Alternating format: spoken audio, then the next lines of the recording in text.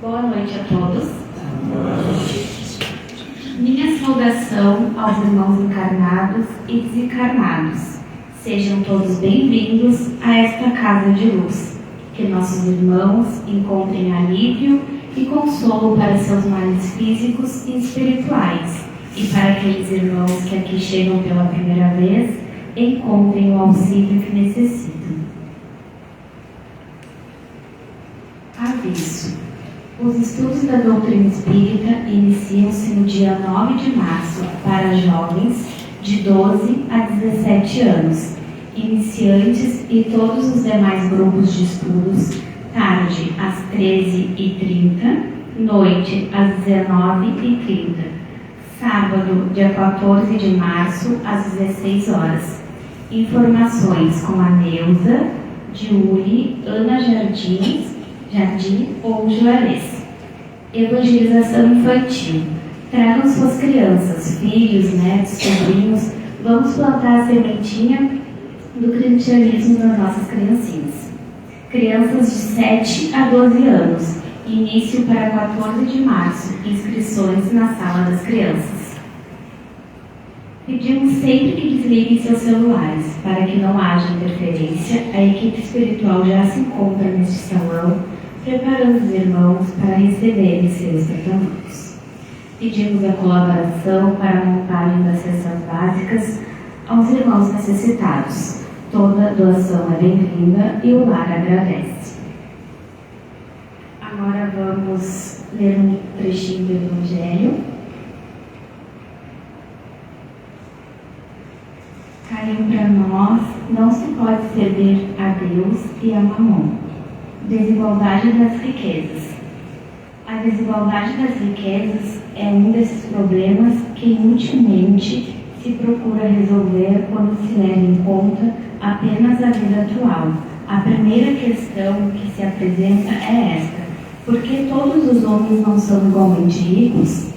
Não o são por uma razão muito simples, é porque eles não são igualmente inteligentes, participativos e trabalhadores para adquirir os bens, nem igualmente moderados e previdentes para conservá-los. Está matematicamente demonstrado que se a riqueza fosse igualmente repartida, caberia a cada uma parte mínima e insuficiente, e que assim seja. Vamos elevar o pensamento a Deus, colocando na nossa tela mental tudo aquilo que aqui viemos buscar, abrindo a mente e o coração para que estejamos receptivos ao tratamento.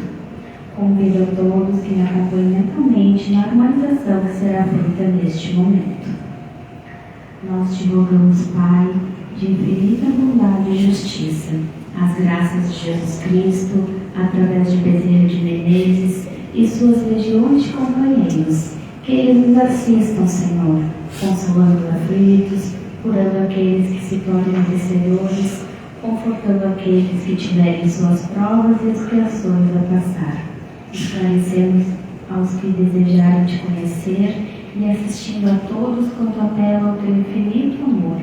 Jesus, divino portador da graça e da verdade, estende tuas mãos dadivosas em socorro daqueles que te reconhecem. Ó dispenseiro fiel e prudente, fazei o divino modelo através de tuas legiões consoladoras, de teus santos espíritos, a fim de que a fé se eleve, a esperança aumente, a bondade se expanda e o amor triunfe sobre todas as causas. Bezerra de Menezes, apóstolo do bem e da paz, amigo dos humildes e dos enfermos, movimenta tuas falanges amigas em benefícios daqueles que sofrem, sejam males físicos ou espirituais. Santos Espíritos, dignos obreiros do Senhor, derramai as graças e as curas sobre a humanidade sofredora, a fim de que as criaturas se tornem amigas da paz e do conhecimento, da harmonia e do perdão, semeando pelo mundo os divinos exemplos de Jesus Cristo, e que assim seja. Passo a palavra agora para a nossa palestrante da noite, Irmã de Jane, seja bem-vinda.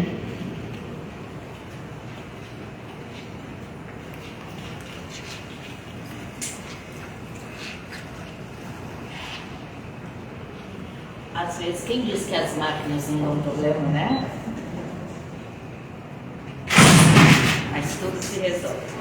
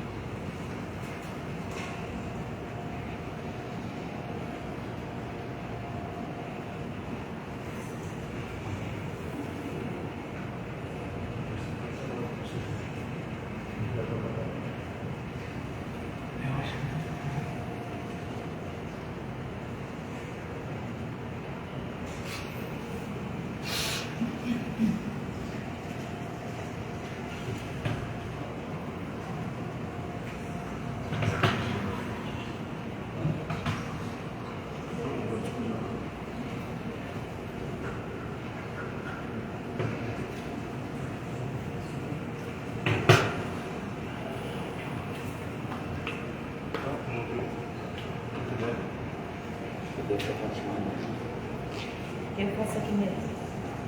Vai fazer? Não, pode. Quer que eu coloque?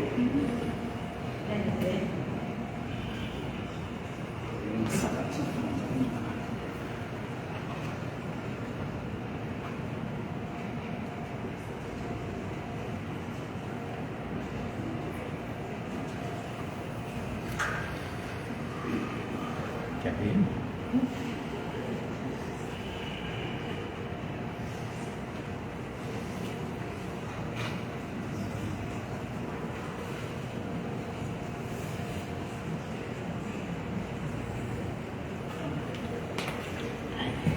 Boa noite a todos. Sejam todos bem-vindos. Nada que alguns minutinhos de paciência, né? Para nos elevar um pouquinho e testar. A paciência a gente busca com tanta frequência. Então hoje a gente testou um pouquinho, né? A máquina falou, vou dar uma testada. Hoje nós iniciamos novamente o estudo do Evangelho. Essa casa, as suas palestras são totalmente baseadas no Evangelho segundo o Espiritismo. E eles começam lá do início, capítulo por capítulo, item por item, até encerrar aquele Evangelho e depois iniciarmos novamente. Então, hoje nós vamos recomeçar esse Evangelho. E vamos entrar na introdução e nós vamos falar sobre o objetivo dessa obra. Mas antes um pouquinho de falarmos sobre o objetivo dessa obra, eu sei que às quintas à noite, além de admiradores, frequentadores da Casa Espírita, nós também temos muitos trabalhadores. E eu gostaria de somente aguçar curiosidades para aqueles que ainda não conhecem sobre essa sigla aí meio estranha, né? Que é o QEE, que é o controle universal dos ensinamentos dos Espíritos. Assim que a gente entra na introdução, o segundo item já é a autoridade da doutrina espírita, controle universal dos ensinos dos espíritos. É de fundamental importância que nós espíritas, nós trabalhadores, conheçamos esse item a fio, porque muitas das nossas dúvidas, às vezes até mesmo dos nossos erros interpretativos, vêm da falta do conhecimento desse item da obra. Aqui Kardec nos dá um controle universal perfeito de como conhecermos a doutrina, como não sermos iludidos, ludibriados por charlatões espirituais e como reconhecer uma mensagem espiritual, se ela é real, se não.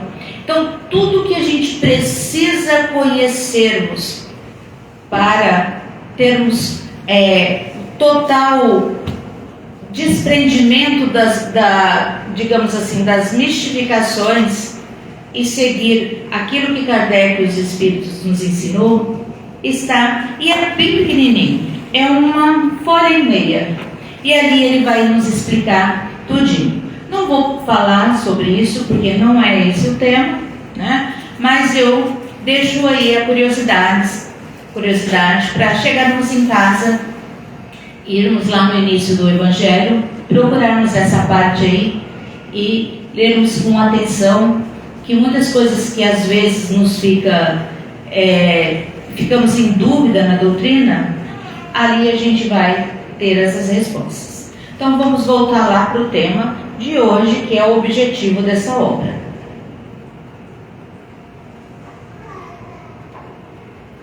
O Evangelho segundo o Espiritismo. Ela é a terceira obra da codificação divina, lançada pelos Espíritos Superiores e codificada pelo mestre lyonês Allan Kardec, Hipólito Léon Denisard Rivel, que era o seu nome antes dele adotar o codinome de Allan Kardec. Como sabemos, era um nome de uma das suas vidas passadas.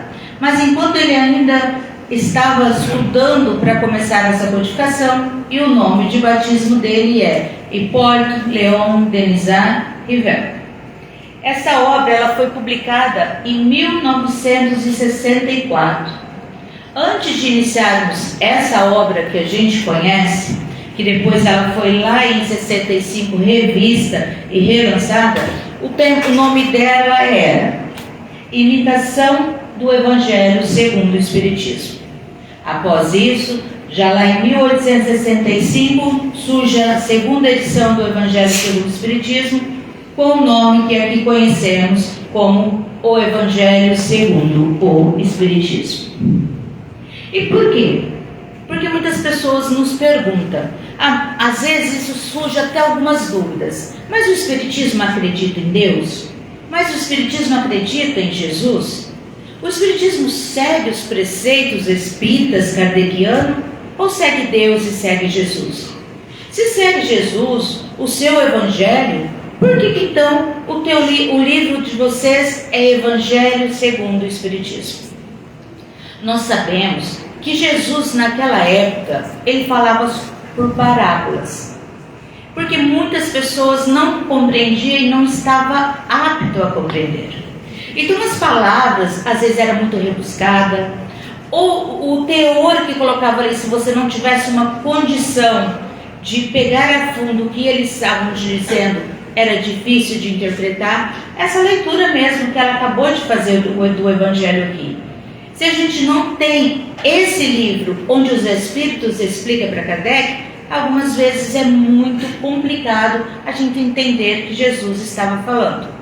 Outra é quando Jesus fala, deixai aos mortos enterrar os seus mortos. É outra passagem que também, se a gente não vai a fundo nessa explicação, se a gente não lê um pouco o que a doutrina espírita nos fala, ficamos na dúvida.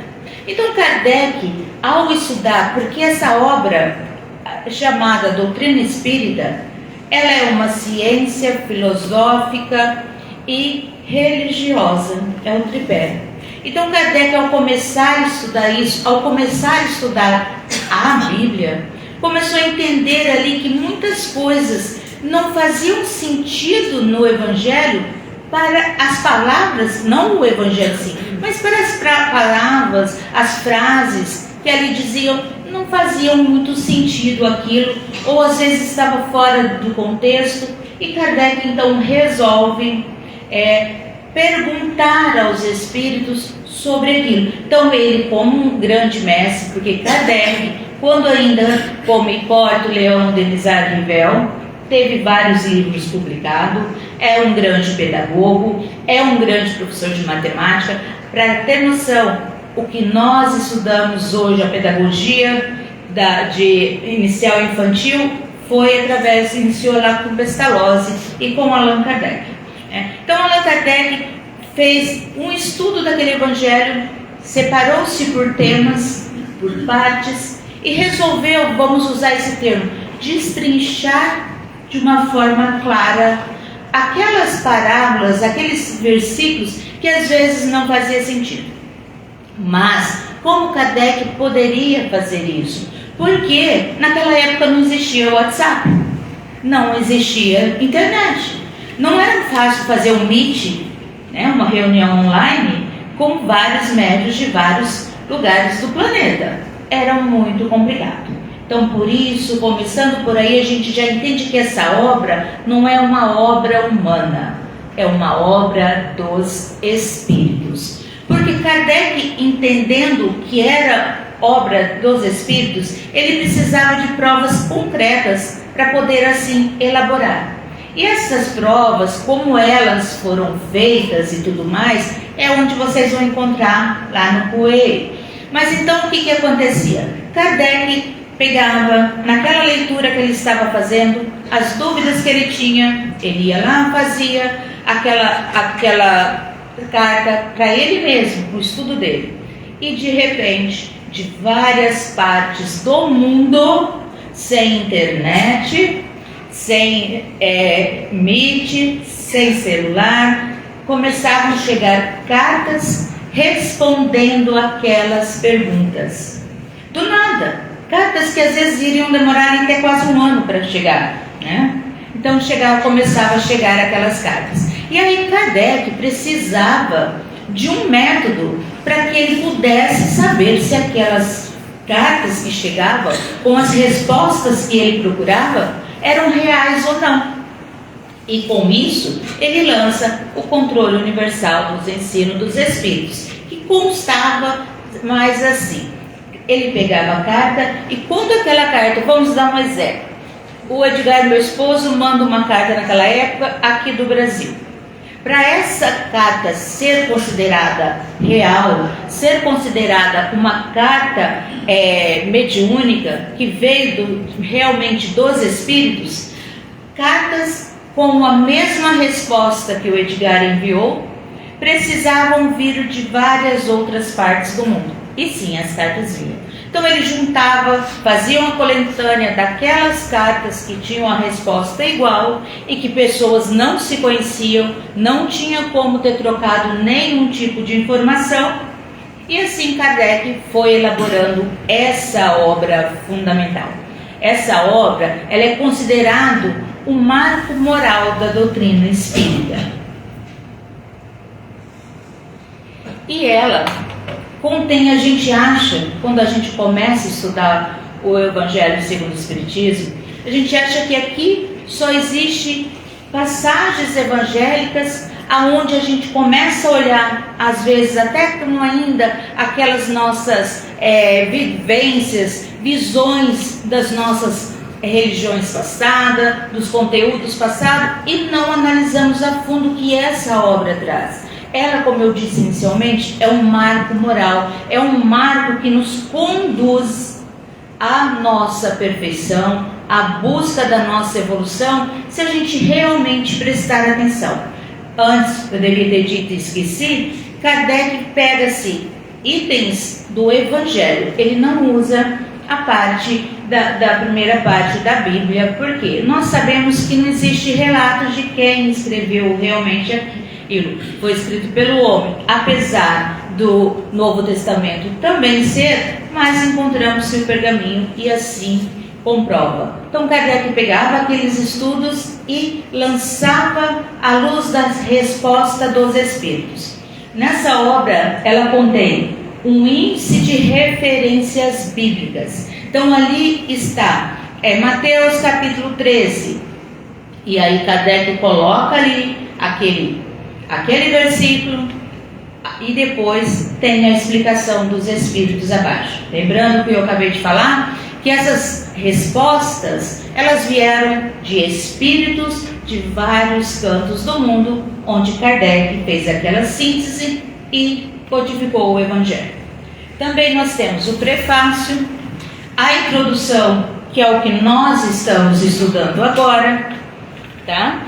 Deixa eu pôr lá no coelho que eu tirei.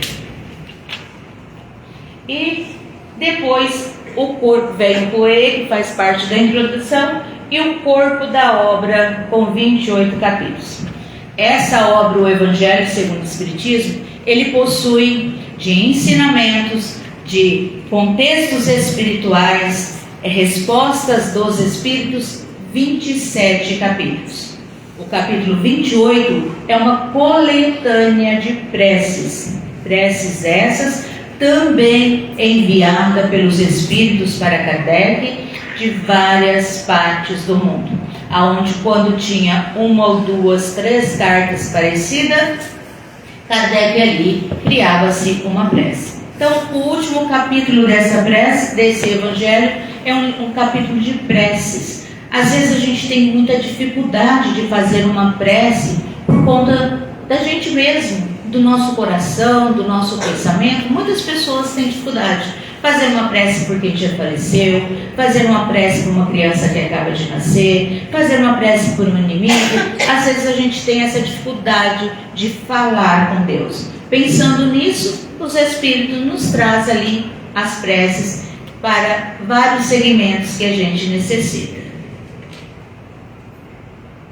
E aí nós falamos do Rouet. No controle dessa corpo de doutrina, o Evangelho se divide em 5 partes.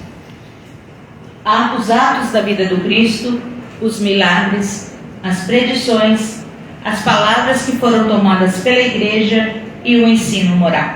Então Kardec, com esse sistema, ele reúne todos os ensinamentos do Evangelho, do Novo Testamento, com as respostas dos Espíritos e cria o Evangelho.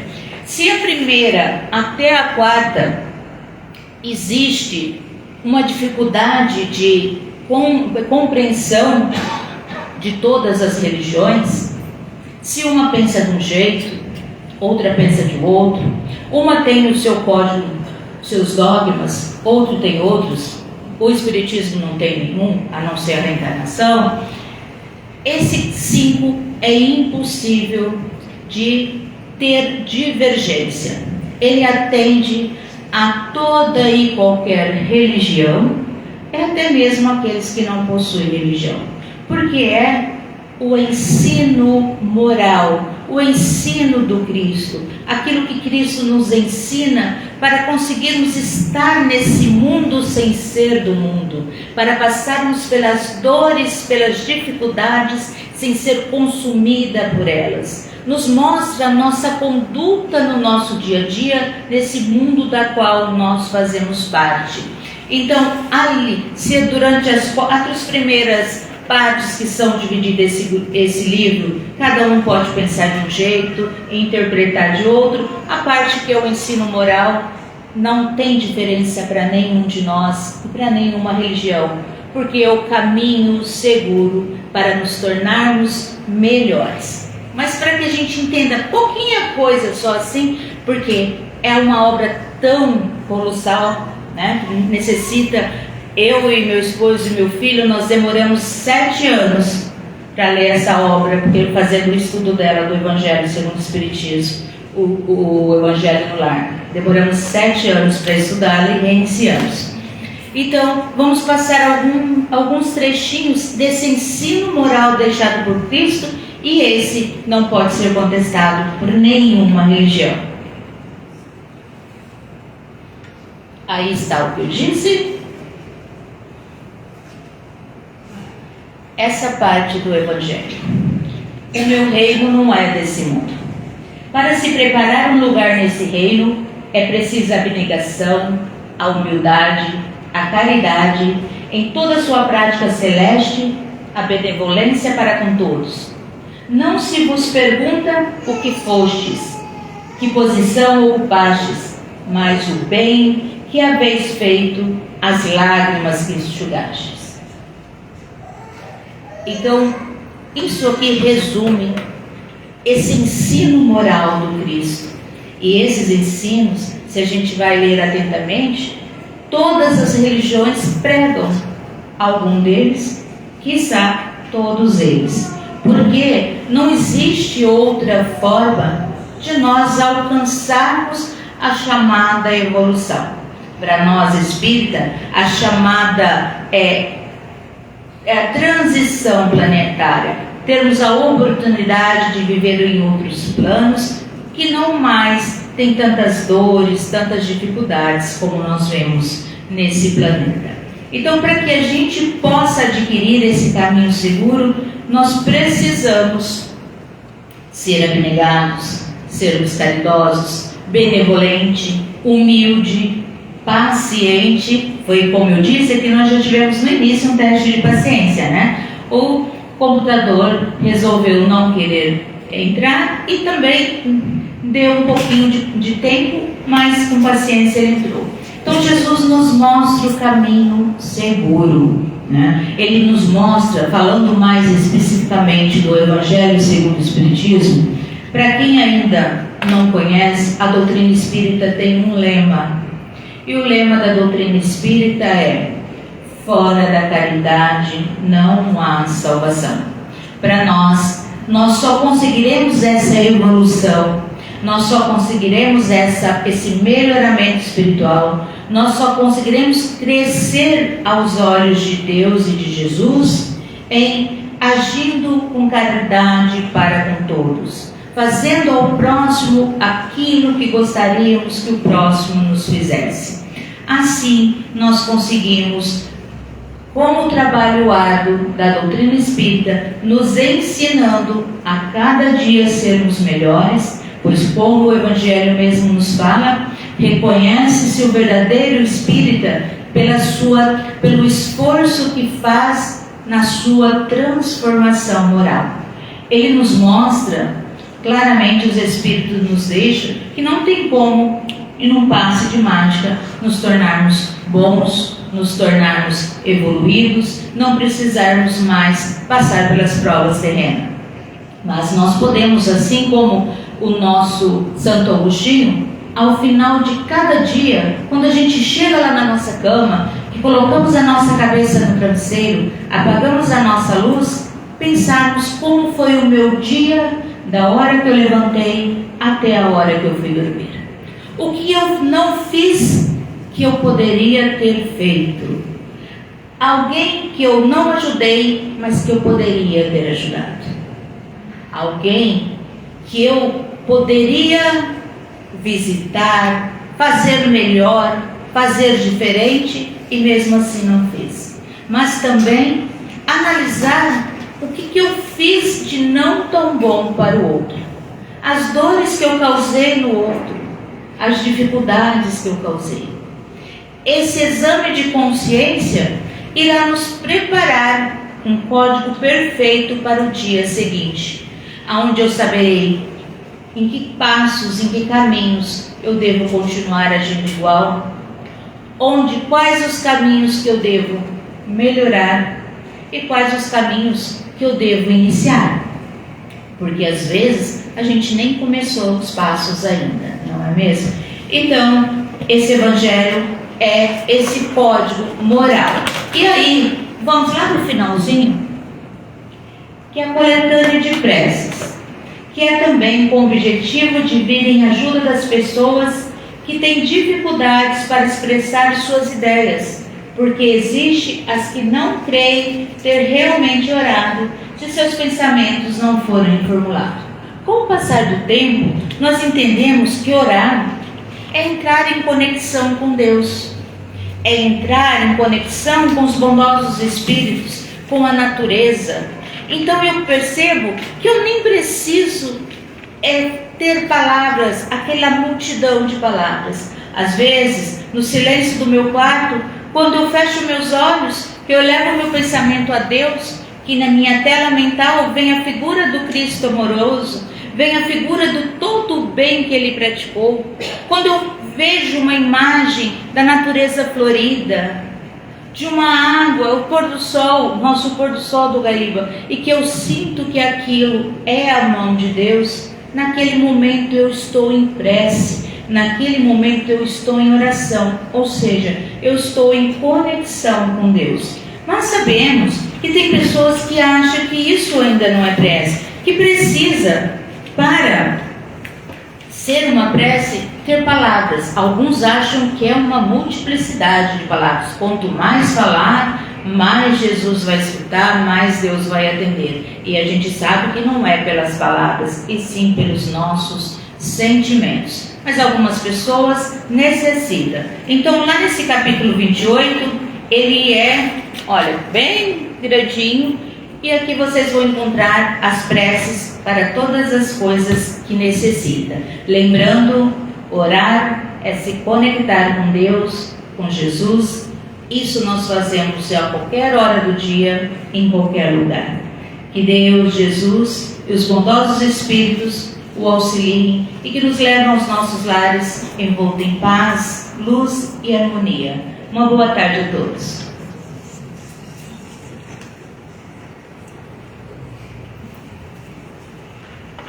Agradecemos as palavras da nossa irmã na noite de hoje e que possamos levá-las como reflexão para o nosso dia a dia. Convido os irmãos médiuns que se dirijam às suas salas de atendimento.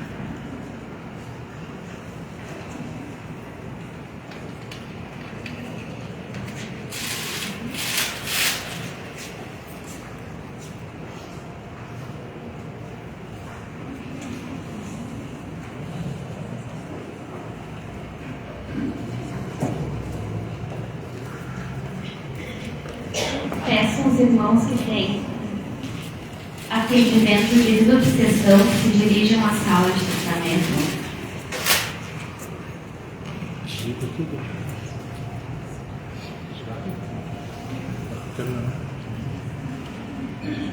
Os irmãos que têm passe isolado e passe magnético também se dirijam à sala de atendimento, por gentileza.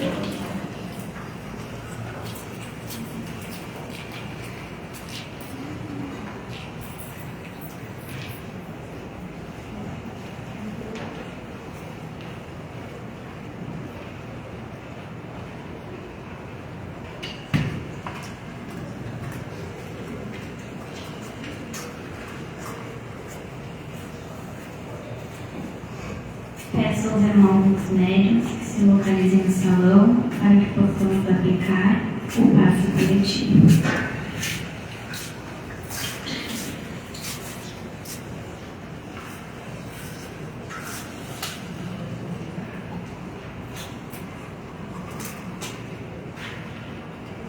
E a cromoterapia, eu acho que eu acabei esquecendo de avisar. Também pode se dirigir essa.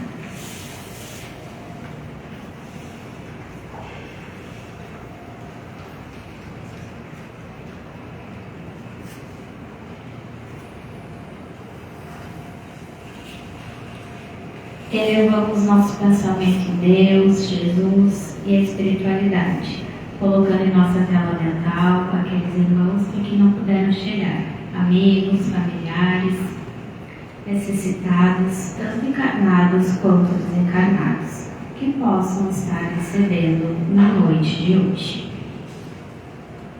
Deus, nosso Pai, que sois todo poder e bondade, dai a força àquele que passa pela provação, dai a luz àquele que procura a verdade, onde no coração do homem a compaixão e a caridade. Deus, dai ao viajor a estrela-guia, ao aflito a consolação, ao doente repouso. Pai, dai ao culpado o arrependimento, ao espírito a verdade, à criança o guia, ao órfão o pai. Senhor, que vossa bondade se estenda sobre tudo o que criaste. Piedade, Senhor, para aqueles que vos não conhecem, esperança para aqueles que sofrem. Que vossa bondade permita aos Espíritos Consoladores derramarem por toda parte a paz, a esperança e a fé. Deus, um raio, uma faísca do vosso amor pode abrasar a terra. Deixai-nos beber nas fontes dessa bondade fecunda e infinita. E todas as lágrimas secarão, todas as dores se acalmarão. Um só coração, um só pensamento subirá até vós, como um grito de reconhecimento e de amor. Como Moisés sobre a montanha, nós vos esperamos com os braços abertos. Ó poder, ó bondade, ó beleza, ó perfeição, e queremos de alguma sorte merecer vossa misericórdia. Deus, dai-nos a força de ajudar o progresso, a fim de subirmos até vós. Dai-nos a caridade pura, dai-nos a fé e a razão, dai-nos a simplicidade que fará das nossas almas o espelho onde se deve refletir vossa puríssima imagem. E que assim seja. O passe foi transmitido. Agora os irmãos que têm atendimento fraterno também podem se dirigir à sala de atendimento e que todos possam voltar em casa para seus lares. Uma boa noite a todos.